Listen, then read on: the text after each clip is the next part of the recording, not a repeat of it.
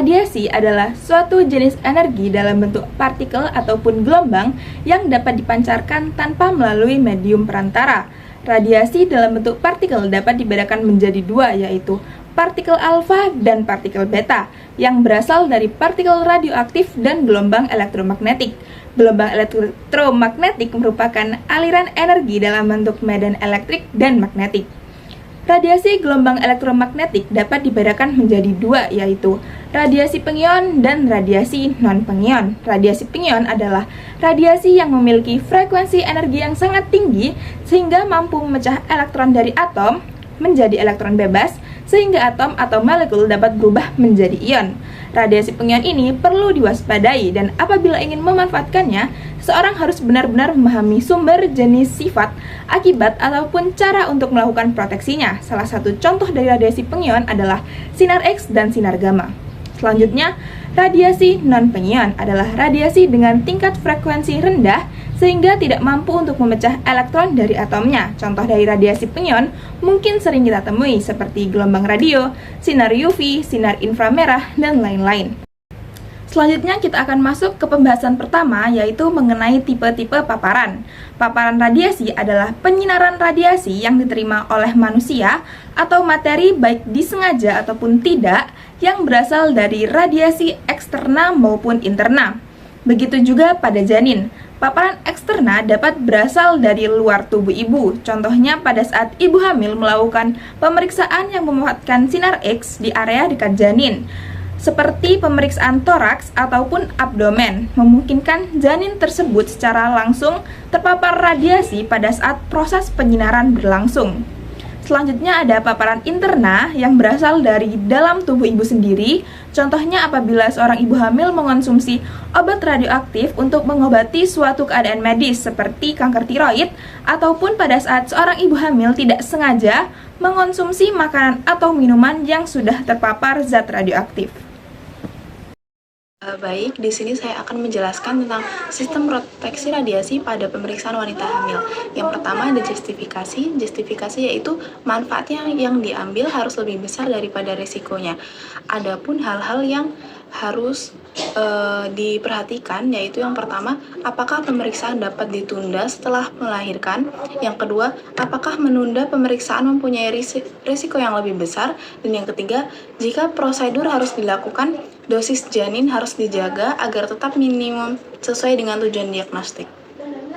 Kemudian yang kedua yaitu optimasi, dengan mempertahankan dosis rendah yang dapat dicapai secara wajar menggunakan prinsip ALARA dan mengoptimalkan dosis sendiri itu bisa dengan meminimalkan waktu, memaksimalkan jarak, dan menggunakan shielding.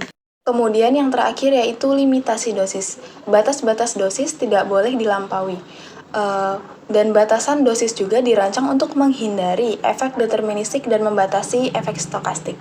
Untuk selanjutnya akan dilanjutkan dengan rekan saya. Selanjutnya yaitu efek radiasi berdasarkan usia kehamilan. Memilih modalitas pencitraan yang paling tepat untuk pasien kehamilan adalah pertanyaan klinis yang umum ditemui setiap hari. Yang unik selama kehamilan adalah paparan radiasi pada janin merupakan faktor penting dalam menentukan studi pencitraan yang optimal.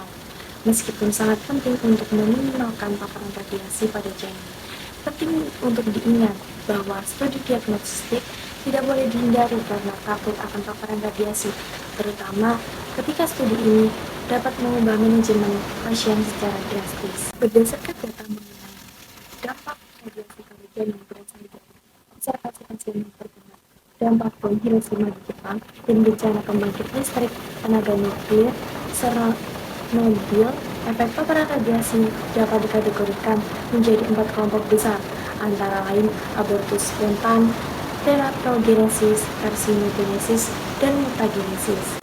Paparan radiasi lebih dari 5-10 pada usia kehamilan 0-2 minggu atau sebelum implantasi dapat mengakibatkan gugurnya embrio. Jika implantasi berhasil, kemungkinan besar paparan radiasi tanpa melihat dosisnya diduga tidak akan mengakibatkan abortus. Masa organogenesis atau usia kehamilan 2-20 minggu merupakan periode berisiko terjadinya efek teratogenesis pada janin. terutama pada usia kehamilan 8-15 minggu saat terjadinya migrasi dan perkembangan pada sel saraf. Paparan radiasi kurang dari 10 rad selama periode tersebut dapat mengakibatkan retardasi mental, hiposefali, dan pertumbuhan janin terhambat. Selain itu, hubungan antara besar dosis radiasi dan retardasi mental berat, terutama pada usia kehamilan 10-17 minggu dengan koefisien risiko 40% pada dosis paparan 100 rad. Keganasan lebih sering terjadi pada anak-anak ketika paparan radiasi terjadi pada awal kehamilan. Risiko relatifnya sebesar 3,19 kali pada trimester pertama, 1,29 kali pada trimester kedua, dan 1,3 kali pada trimester ketiga. Leukemia dikaitkan dengan radiasi di rahim. Insiden leukemia pada anak-anak adalah 3,6/10. Dengan paparan radiasi 1 hingga 2 rad, kejadiannya meningkat menjadi 5/10.000. Beberapa tes radiologi mendeteksi dosis 1 hingga 2 rad, namun resikonya sangat rendah. Radiasi penion merusak materi genetik pada sel reproduksi sehingga menyebabkan mutasi yang diturunkan dari generasi ke generasi. Berikut adalah kesimpulan dari presentasi kami. Pajanan radiasi pengion pada embrio dapat menyebabkan terjadinya retardasi pertumbuhan, kematian, dan atau malformasi bawaan.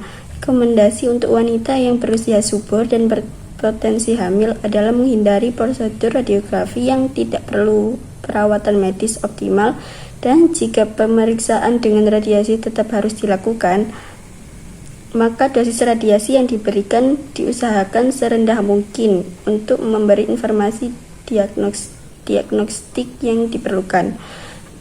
Pada wanita pekerja yang hamil, dapat bekerja selama dosis radiasi yang mungkin diterimanya selalu dikontrol secara ketat.